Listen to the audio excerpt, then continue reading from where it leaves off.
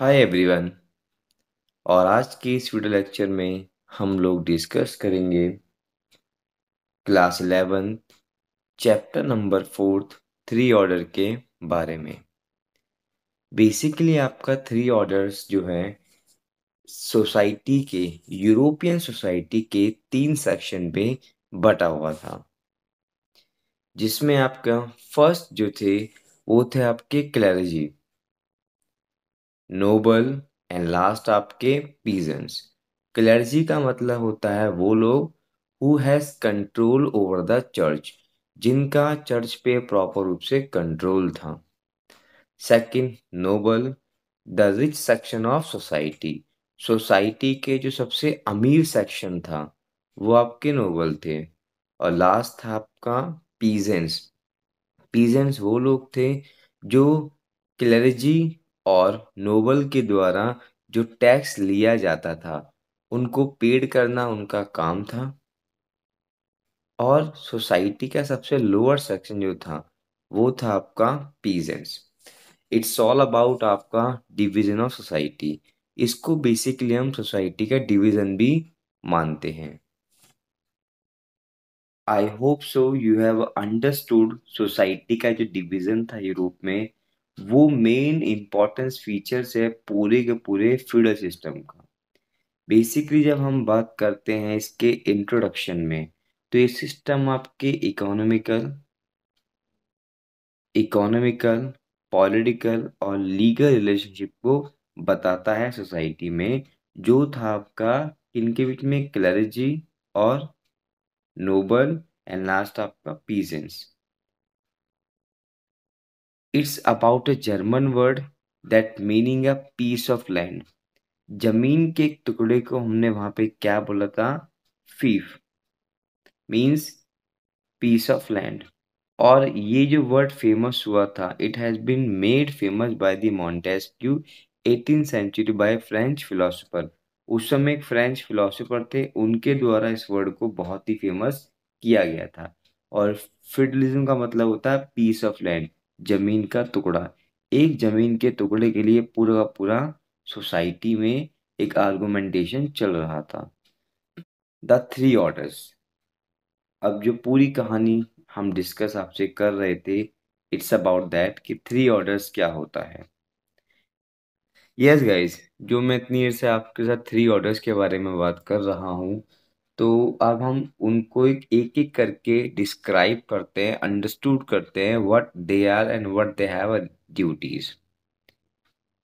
Priest, priest का मतलब होता है क्लर्जी, मतलब सोसाइटी का वो part who has control over the church, जिनका चर्च पे प्रॉपर रूप से कंट्रोल होता था। नेक्स्ट आपका there was biggest church was Catholic church. Pope lived in Rome head of the church. जो आपके पॉप हुआ करते थे, they are considering head of the church. Church के हेड पॉप थे। पूरा का पूरा जो रिलीजन कंट्रोल था वो सिर्फ और सिर्फ पॉप के हाथों में था। Monk, the church and society live in isolated place called abbey's। ये abbey's क्या था? ये बेसिकली वो प्लेस था जहाँ पे सभी मॉन्क एक साथ रहा करते थे। Means somehow they were isolated themselves। इन्होंने समाज से अपने आप को क्या कर रखा था? बिल्कुल अलग थलग कर रखा था। Second order, they are called noble. Noble मतलब मैंने बताया था the rich section of society. Society का सबसे अमीर सेक्शन था वो आपका नोबल था। Vassals of king work for king. अब ये वैसल कौन है? They are one of them who work for king. ये वो लोग होते थे जो राजा के लिए काम करते थे। राजा ने स्पेसिफिक इनको रिक्रूट किया था।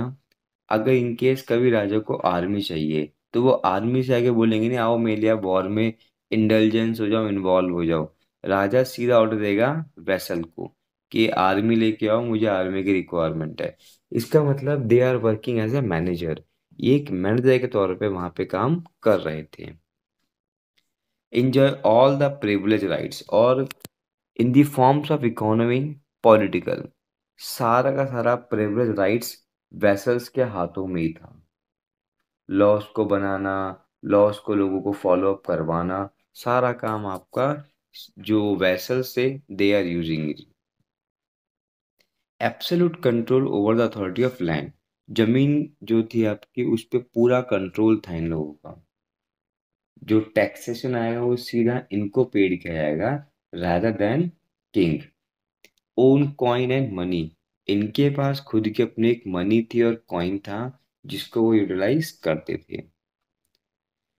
लास्ट ऑर्डर है आपका 3 ऑर्डर्स। अब इससे क्या होगा, फाइनली आपका कंसेप्ट पूरा क्लियर हो जाएगा।